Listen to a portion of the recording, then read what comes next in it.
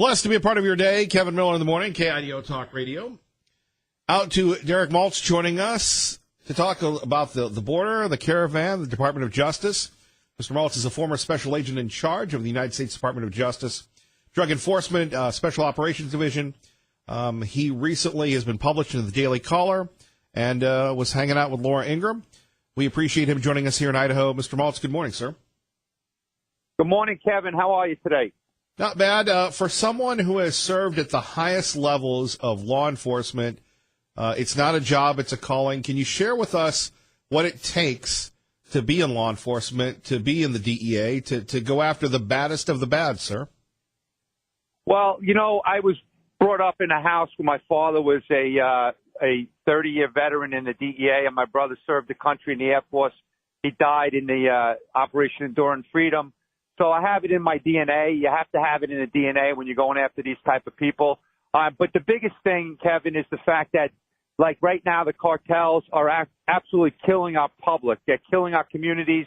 There's parents waking up every day to find their kids dead, and it's really disturbing. So you have to have the passion for human life and for public safety. So that's kind of what I've been trying to do, is just keep educating as many people as I can to let them know, what's going on, because there's a lot of people that really don't understand the crisis that we're in right now. And there's a lot of kids out there that are taking these substances. They have no idea what's in the substances, and they're not waking up because it's got fentanyl, and fentanyl is very, very powerful. Synthetic opioid coming in from China, and the Mexican cartels are absolutely crushing it as far as making money and destroying our country. Mr. Maltz, can you tell us what it was like to fight the cartels? In Idaho, we've got the drugs. We're one of these destination states, like a lot of places, problems with opioids and meth. But, most of us live in our cul-de-sacs and we kind of do our own thing. How evil, how nefarious are the cartels? Well, okay, so yesterday the trial started in New York on El Chapo Guzman, the leader of the Sinaloa cartel, who's absolutely been inundating the country with this poison. Like, a lot of people are forgetting about meth, but what they don't realize is that we have multi-ton quantities of chemicals coming from China and other countries in Asia, and they're making methamphetamine in these industrial labs in Mexico, and the Sinaloa cartel is putting people all over your region, and they're distributing this stuff all over. But unfortunately, because people are dying left and right from opioids and fentanyl, the press is not publicizing as much on methamphetamine. But the bottom line is, like, I've been pushing this week that the Mexican cartel should be declared a foreign terrorist organization immediately. Because if you look on the State Department's website on the criteria for declaring a foreign terrorist organization, the cartels meet all the criteria. So you look at, like in Mexico last year, 29,000 people dead. It's record numbers of people dead. But there's like 36,000 the last I checked that were reported missing. Because you know why, Kevin? They're putting people in acid. They're chopping them up. They're throwing heads on the dance floors. They're putting limbs in the trees. And it's really disgusting what's going on. And the public is not paying attention at all. And so, unfortunately, there's cases all over America where we have really, really bad violence as well. But because it's cartel on cartel violence, the public's really not paying attention. But the focus of everything is that these people that are coming into this country illegally, they're setting up and they're working in different cities. Not everyone. And I want to make it clear, many of these people in the caravans are good people that are trying to live a better life. They're not coming here to do illegal things. But unfortunately, many of them are. And the cartels need workers in America because their business is so lucrative and it's booming everywhere. Every city in America. And Idaho has a really big problem out there. As a matter of fact, I know that DEA in the Seattle division of the DEA, they're moving some resources to address some of the issues in Idaho. So it's really, really overwhelming, Kevin. Derek Maltz joining us, Kevin Miller in the morning, KIDO Talk Radio. You go back to what these cartels are doing. What about the Mexican government? And this sounds like something we would read about, but you actually have people being thrown in vats of acid? Absolutely. There's a guy, go look him up. He's called the Stew Maker. The Stew Maker's big claim to fame was to dump people and they find all the skeletal remains, and the stew is the acid. They just dump bodies in there, and these people never get found. They never get, identified. The families are suffering for their lives because they're never found. I mean, the violence is so bad. It's worse than Iraq, Afghanistan, and anything we've seen. If you look at, like, just 9/11, Iraq and Afghan wars, that represented 13.5% of the people that died just from drugs last year alone in America. And people just don't realize 1 kilogram of fentanyl can actually kill 500,000 people. And that's only 2.2 pounds of powder. That's like 4 grains of salt can kill an adult, 2 milligrams. So the public needs to wake up. I mean, these politicians, in what I refer to as the land of the make-believe here in D.C., they don't really understand the issues, and all they care about is themselves, and they don't care about public safety. That's the bottom line. What about the border? Let's talk about how scary the border is, the coyotes, the drug mules. Is it truly the Wild West? Oh, yeah. Just go talk to some of the ranches that are trying to make a living on the border, and they have these coyotes and people with backpacks with drugs and guns on their property every day. They're lucky they're still alive, and they can't do much about it because if they do, they'll be dead. And so, yeah, it's just the Wild West, and they just cross everywhere. You know, they don't come in to the points of entry. They go anywhere they can to get in. I mean, they're going to take complete advantage of the vulnerabilities of the porous border, and that's really disturbing because many of these people, if you talk to the DHS, I was listening to the DHS secretary last night talk about the amount of really bad, like, special interest aliens that they have roaming around the region that try to get into the country. And these are people from the Middle East, from Africa, from Asia. These are people that are coming to this country for a specific, you know, nefarious reason. And we really have to remember, even if there's one in the caravan, you know, nobody's saying that all these people are terrorists or anything like that. But if there's even 1 or 2 or 5, they could cause a lot of issues in our country. And yet we have the media that says we should have the open borders, and there aren't any terrorists, and these people are fun and loving, and how dare we try to protect America? Well, look, 10 years ago, 11 years ago, when I was head of the SOD operation, we were doing an international arms case on a guy from Syria who is allegedly the mastermind of providing the arms to the Achille Lauro hijacking back in 1985. But this guy asked our undercover informant if our informant can get him 100 passports with Middle Easterners in the countries of like Nicaragua or Guatemala or one of those countries in Central America. So this has been going on a long time. If you look at the national security threat of Venezuela and the failed state and all these people that are leaving, and we know Hezbollah has a significant presence in the Latin America region, and they're involved heavily with drug trafficking. Mr. Maltz, when we take a look at what Donald Trump is doing compared to Obama, what was it like working under Obama? Well, as far as I'm concerned, President Trump, Attorney General Sessions, and Kirstjen Nielsen have inherited what I would say a dysfunctional mess. They didn't pay attention to the drug issues that were emerging all the years. They never paid attention when we alerted them back in like 2013 and 14 on the fentanyl that was coming in from China and Canada. They never paid attention to the Hezbollah growing. Like, there was some really dedicated people in the government, like some of the guys in Treasury and some of these really good, amazing government people that were working. But as far as the leadership at that time, they had an agenda. They wanted to cut the deal with Iran. They wanted to send crates of cash in the middle of the night to this terrorist country. And the bottom line is they really weren't paying attention to the issues that impact public safety from my experience. And I lived it for 10 straight years. I was in charge of the operation, synchronizing the efforts of like 30 different agencies, 3 countries, NYPD. And the bottom line is I was not too impressed with the level of engagement. You can't put people in leadership positions in Washington that have no experience in leadership. Some of these guys have never supervised anybody, and they get put in these positions. They don't know what they're doing. It's a disgrace. So finally, where do we go from here, and how important are the midterms? Well, of course, the midterms are very important. I don't really get involved too much with the politics, to be honest with you. I mean, I have my favorite candidate, and of course, I feel strongly about the direction we're going in right now. We don't want to derail the momentum. We don't want to start having, like, abolishing ICE. How stupid is that comment? Who would any common sense or any type of intellect would say abolish ICE? They don't even know what ICE does for a living. They don't know what these brave men and women are doing every day to keep us safe. They have no clue. the sanctuary cities. Look at the mayor of Philly dancing in his office. What a clown, right? Look at that guy. They don't know what's going on, and the public safety, to me, is the most important thing. So the way forward is to be very aggressive, to keep public safety at the forefront.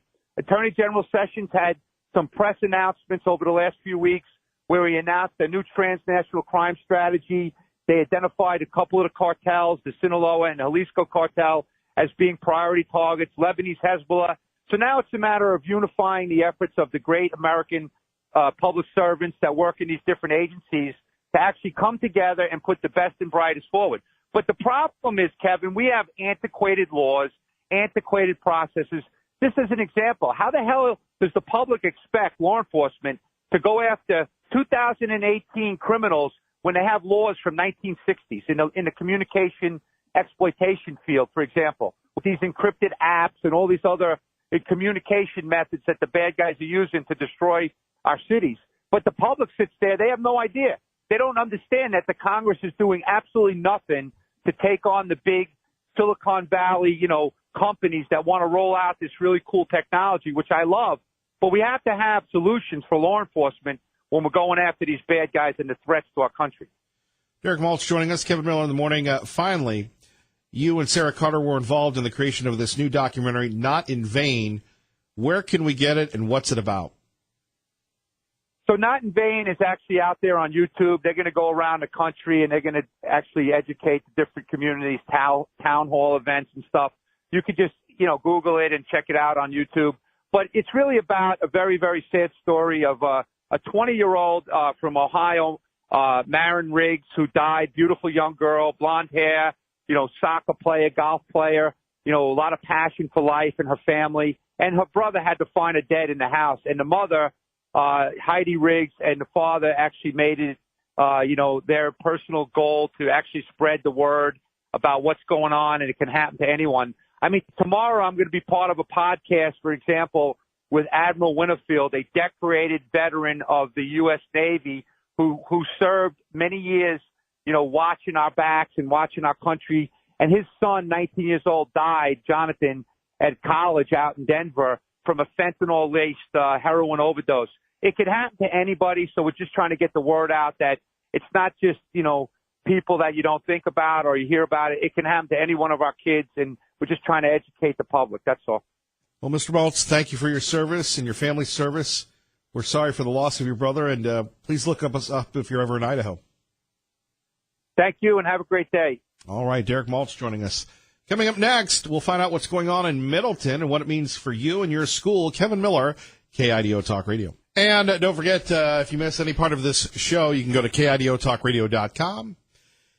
At the latest, about 10:30, our great friend Ray Amaya has all the shows up. So if you missed our interview with Brian Kilmeade, Governor Otter, Jim Jordan, Russ Fulcher, or others, we always have them there. KIDOTalkRadio.com. Got a couple good blogs up right now.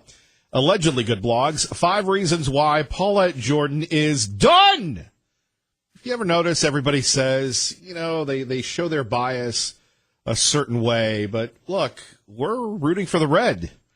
Not the commies, the Republicans. And Paulette Jordan had an opportunity, decided, in my opinion, she wanted to be a filmmaker or the subject of a documentary, and she's done. And for your entertainment purposes, you can check that out at KIDOTalkRadio.com. The situation in Middleton continues to evolve, continues to percolate. And we've actually, again, found a way where you can help the teachers that are on paid administrative leave. And by the way, we have heard so much from you. If you know those teachers, go to Middleton Heights Elementary School, or if your kids go there and you want the truth out, you can either email me, Kevin at KIDOTalkRadio.com, or you can call in. We'd love to hear from you. From the outside, it looked like a regular Monday afternoon at Middleton Heights Elementary. But it wasn't your typical Monday. These young students began their week with increased security and extra administrators, but 14 less familiar faces. As part of the additional security that we've been doing, and not just police officers, but extra staff at the school with the administration office, have been escorting students from portable classrooms to the main building. Over the weekend, the school board placed 14 staff members on administrative leave. after they received national attention for what some called insensitive and inappropriate costumes in these photos. Due to the recent events, we have increased the security at not just the Heights Elementary, but all the buildings district-wide. Today, officers patrolled outside the elementary school as a precautionary measure. It's hard to gauge on what somebody would be doing, whether it's a threat coming in via email or social media, but we take everything seriously as they come in, and we don't want to discredit anything. When asked about those threats, that I can't disclose right now because a lot of those emails that are coming into the school are being investigated by the school district. If it comes to a criminal investigation, then they get forwarded to us. Middleton Heights is also a polling location for Tuesday's election. We received a call from a Middleton School District trustee asking about whether we could move the polling location from that particular. All right, before we put you to sleep, by the way, is it me or are the reporters getting younger and younger? From Channel 7, Kevin Miller in the morning here. So we have people that made a bad call at the line of scrimmage. They've owned up to it. Obviously, it was a team-building project that went wrong. And as I say on my piece at KIDOTalkRadio.com, people make mistakes. You own up to it and you move on. But because we have the crazy, wacky, zany leftist loons, now we've got the police escorting elementary school kids because of a social media post that was taken down. Well, who is threatening the children? Who is threatening the kids? And now we're talking about moving the voting thing? That's what I'd like to know. You know, the people in the media can condemn the teachers. And you have voted on it right here at KIDOTalkRadio.com. On the other hand, those of you that have engaged in Twitter, yesterday we had a young lady call in and say, look, I defended the teachers and I was ripped and people threatened my life. For what? Saying that they believe the teachers should not be suspended. Then we heard there have been threats against the teachers. Now, social media can be a good thing, but can you tell me this is good? And then you've got this guy. He seems like a nice man, a little monotone, but that's okay. I've been accused of the same thing. Talking about moving the polling place where people vote because of the threats. At 580-5436-580-KIDO, who in their right mind would be threatening an elementary school? We just heard about the drug cartels. Those are real bad people. Over a picture that disciplinary action has been taken. And it shows you, it just takes one dumb move. And I promise I will share with you what one person's one allegedly dumb move cost her as she got arrested on Sunday. I saw it happen right before me at the Conservative Victory Rally. But at 580-5436-580-KIDO, you have two competing websites. One where you can sign up to save the teachers, which we link to on our website. The other where you can sit back and call for them to get fired. I'd hate to live in a world without forgiveness. That's California. That's not Idaho. More of your phone calls in a minute, but let's take a listen to this. Particular school, and the answer to that is no. By state code, we can't change like that. There's actually 3 buildings in the district that are voting poll stations. Heights is one of them, the middle school is one of them, and then Purple Sage is one of them. So we're going to continue that security at those buildings throughout that event as well. Back at the school, brightly colored signs and balloons now line the fence of the elementary school, supporting the teachers. While outside the Middleton School District office, more signs from Middleton parents. You know, it would have been nice to interview the people that were protesting to keep the teachers. I think that's missing from the story. But we won't miss it here. We would love to hear what you have to say. And again, great job there, giving you the assessment of a threat. A threat. I think if you polled everybody in Middleton, they'd want those teachers back in their building, teaching the kids. And I said before, the libs are coming. The crazy, wacky, zany libs are here. How else can you explain that you have to have security at an elementary school over a bad call at the line of scrimmage with the photo? You've heard enough of me. I'd love to hear from you next. Kevin Miller, KIDO Talk Radio. Good morning, Maggie. Good morning, Kevin. All right, coming up, Hank, Holly, Jared, and Jeffrey. First, Tanya J. Powers joining us with the latest on some governor's races that we should be looking out for. Good morning. Good morning. Remember, Fox News Radio right here at KIDO Talk Radio, 107.5 FM, 580 AM. So, the hot races are? I would have to say the two hottest races for the governors would be Georgia and Florida. Oh. Yeah. The Democrat Stacey Abrams in Georgia is, of course, challenging Brian Kemp, who is a Republican and currently holds the Georgia Secretary of State seat. In Florida, you've got Democrat Andrew Gillum, who is the mayor of Tallahassee. He is running against a Republican, former Congressman Ron DeSantis. So that also has kind of a down ballot sort of domino effect because you have current Florida Governor Rick Scott, who is running for the Senate seat there. Indeed, of course, the president playing a lot in both of those states. Yes. Matter of fact, I was just looking at the list of rallies that he has done and appeared in campaign events since March. I mean, it is quite the list, especially a whole bunch in recent days where he's just kind of been on this whirlwind tour, trying to get out and campaign for, different people in different states. I think he wrapped things up in Cape Girardeau yesterday, in Missouri. So, and as far as the governor's races go, by the way, there are 36 gubernatorial contests this year. I think a lot of them are, a lot of the intentions being focused on a few races. I didn't realize there were that many until I kind of got to doing the research on this. Right now, remember, current numbers are Republicans hold 33 of 50 governorships, and there are also 16 Democrats and one independent.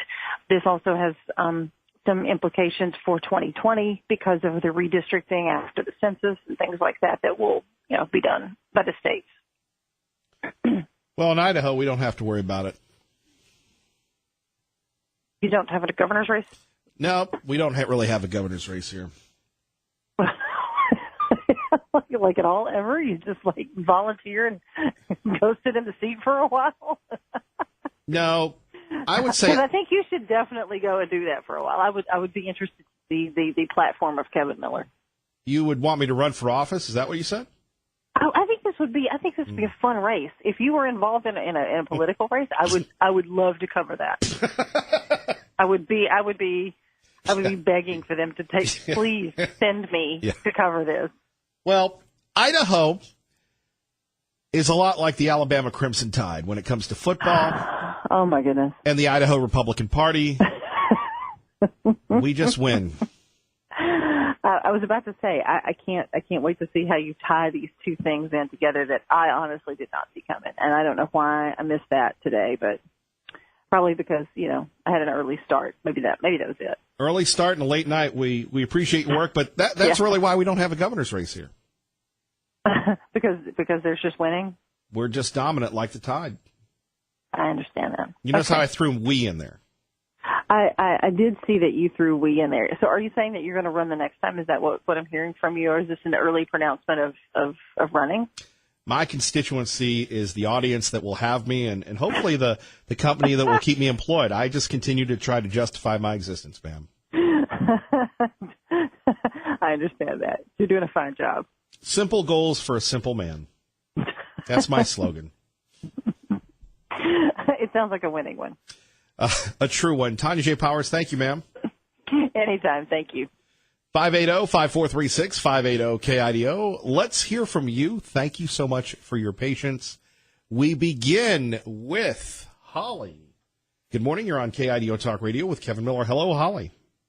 Hello. So I wanted to say that it's too bad that the superintendent in Middleton didn't finish his press release and include that when they were doing the team building activity that the teachers were assigned that activity to come up with a stereotype for a country and say it was, and all he had to have said was it should not have been put on the website. It wasn't threatening towards anyone, and that would have been end of story. But instead, he chose to turn it into a fiasco he gave information to the media that wasn't accurate.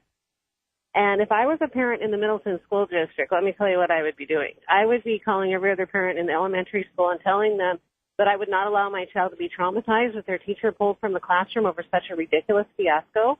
I would pull them until they get this situation rectified, and I would, if that doesn't get rectified quickly, I would get a class action lawsuit against the administrator and that school board for not telling the truth and for turning this into a fiasco and causing trauma to my child.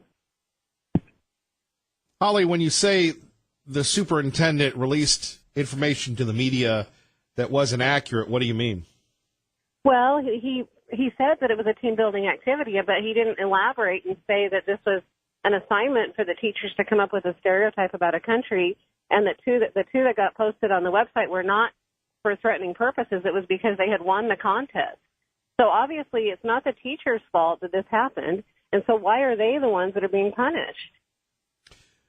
And why are people threatening the school? That's what I don't get either.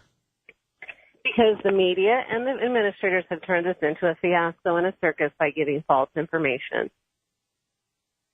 But what would they say? What would they do? That got the public all wound up over nothing. I'm not saying the public has been ridiculous, but this situation got exacerbated by being handled incorrectly by the school board and the superintendent, in my opinion, and by giving false information to the media. And the media has done a very poor job of getting to the bottom of what really happened there. And they could if they wanted to, but they still continue to read those scary sound bites because they like a drama situation. And unfortunately, elementary school children are the ones that are suffering because of this. Right, and you've got the police there and everything else, and it's crazy. Ridiculous. The whole thing is a fiasco. What should happen to the superintendent? Well, obviously, he's the one that's, putting these teachers under duress and the kids under duress because they don't have their real teacher. Honestly, the reason they haven't responded to who's in the classroom is they probably have people in there who are not licensed teachers, because in Idaho, you can be a substitute without being a licensed teacher. So now they have all these police officers. They've turned it into a great, big, scary situation for little kids. Right. With people who aren't even probably teachers in those classrooms. Where's the wonderful IEA on this? I mean, they can run ads against Sherry Ibarra and talk about they support teachers. Well, they're dumb enough to believe this was the right way to handle it as well. Where is the IEA that, why aren't they supporting the teachers? Because everybody, unfortunately, a lot of school districts and situations are the most communist places in the world because those are indoctrination centers for our kids, unfortunately, and they all follow suit and they do what they're told, and nobody knows how to think anymore, apparently. Well, there's a statement for inclusion. Yep. Holly, thank you. Have a great day. 580-5436, 580-KIDO. Let's go to Jared in Boise with Kevin Miller on KIDO Talk Radio. Good morning, Jared. Hey, Kevin. How are you? I'm good. And you, sir? I'm good. I got brought into this Middleton thing yesterday from a coworker, and my first reaction was, where's the discrimination? What's the foul? What's the problem, I guess? And, you asked the last caller about, which I agree with a lot of what she said. I think even if there wasn't misinformation, I think that the people who are fighting for, I guess, oversensitivity in that area, I think they're just playing off the optics of it and trying to push forward the agenda. But to me, it's a huge irony because, it's like, the fact that they did that, to me, was actually promoting different cultures and diversity. And to get rid of that is kind of the opposite of promoting diversity and inclusion, in my opinion. I think I agree with most people. I think this is ridiculous, and I can't believe that, this is kind of happening, so to speak. So those were my thoughts this morning as I was driving in. And what is the problem? Like, where's the discrimination? And if the teachers did something like we're making fun of Mexicans or anything like that, that's totally different. But I just, from this, I don't have all the information, and I just want to know what's the investigation about? Like, what's the discrimination? Where's the foul? Where's the harm? Jared, I'm going to throw that out to everyone. I like to, I don't like to hog the spotlight, so I'm sure someone will answer the question for you. Yeah. All right. Hey, thanks. Thank you. Appreciate you listening to KIDO Talk Radio. Kevin Miller in the morning here, taking your calls about the issues that matter to you, talking about the latest in Middleton. By the way, if you'd like to support the Middleton teachers, you can go to our website, KIDOTalkRadio.com. I put a blog on linking to the petition to save their jobs. Hank in Boise with Kevin Miller on KIDO Talk Radio. Good morning, Hank. Good morning. You mentioned what would take to basically change the situation in Boise. First thing they need to do is pass in the Idaho State Legislature, making cities of over 20,000 people partisan elections. This makes it easier for the opposition to Peter to raise money. And two, it's more likely that you have less chance that your elections would be split up between 2 or 3 candidates. But you could basically run a more head-to-head race. Secondly, you have to address the problem of Boise State. I think, again, the legislature needs to pass legislation to split the State Board of Education, where one more part of the board covers the colleges. There needs to be greater supervision of the state colleges. And I think the present board is overloaded, and I don't think that they pay the details. Well, Hank, here we live in Hank, I get it. I'm not cutting you off. Let me just jump in for a second. Hank, okay. We live in the reddest of the red. This is going to be, as our friend Rance said, go big red today. It's going to be a wipeout. Why haven't we done what you've said? Over 20,000. It's a partisan election. If nothing else, it'll make Dave Beater work in Boise and maybe unify the Republicans. And then, why are we appointing all these libs on these college boards? Well, again, the blame has to ultimately come to our governor, our president's last 2 Republican administrations, Kim Thornton, Butchie baby. The people they put on the state board of education, the lack of supervision, basically allowing the college presidents, particularly people like Custer, to run autonomously, and also disrespect the free speech and civil rights of their students is appalling. But that's the point. And that was the reason why I was so upset that Brad Little won the primary, because I don't think Brad understands the problem, and I don't think he has the attention to detail like Labrador did. Labrador understood the problems at Boise State now and the universities, what the Republicans are faced by. This has direct impact in Boise politics. Boise State is one of the anchors of the Democrat vote in Boise. I'm with you, and you got a bunch of libs. On the other hand, you go back. I mean, we could, and one day, Hank, I think we should just have you in here, and you and I will just talk about the 2018 primary and what Labrador didn't do, what Dr. Alquist didn't do, what Brad Little did, and all that. But he may have understood the problem. The message, he didn't have an audience large enough to make it happen. Well, that's the shame of it. And of course, when Brad asks questions on education, his usual reply is that he doesn't want to micromanage, which is to me code language of laissez-faire. The beauty of Brad Little is so many people underestimated him, and he just went under the radar. Hank, I got to run, but thank you, sir. Anything else? No, I'll let you go. Bye. Thank you. Bye-bye. All right, Hank, rolling. Speaking of rolling, we continue on. Let's go to Dave in Nampa with Kevin Miller on KIDO Talk Radio. Good morning, Dave. Good morning, Kevin. How you doing? Living the dream, and you?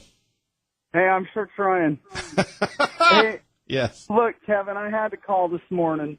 I'm a teacher, and I've been listening to this thing about Middleton and everything else. And I got to tell you, I'm in the younger generation of teachers, and whether this goes in favor of the teachers, the superintendent's right, whatever. Me as a teacher, this is just another experience where it's like, how long can I be a teacher? I feel like my job is going to end because somebody's going to sue me or I'm going to get fired for doing something I was supposed to do.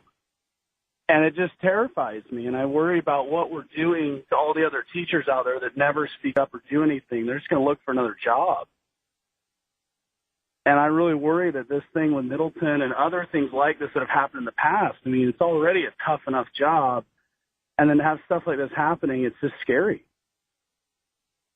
You remind me of my brief tenure as an educator. underappreciated, over-scrutinized. You're right.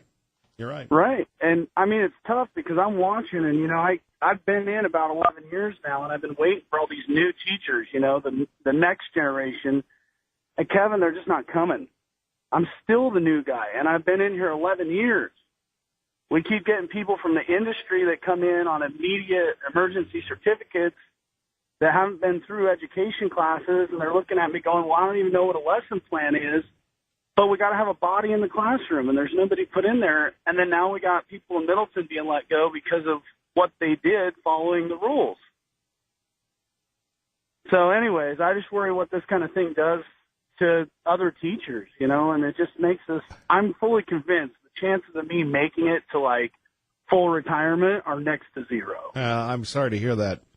And I have a great school and I have a great place I'm at. I'm supported by everybody, but it's I don't know how I'm going to make it through without somebody getting to me in some way, Well, and then you have the teacher is wrong, the students are right, the parents are not involved, and then all of a sudden they, want to grill you. No, I'm familiar with it, and we have a lot of people that give me a hard time internally and externally about our schools program.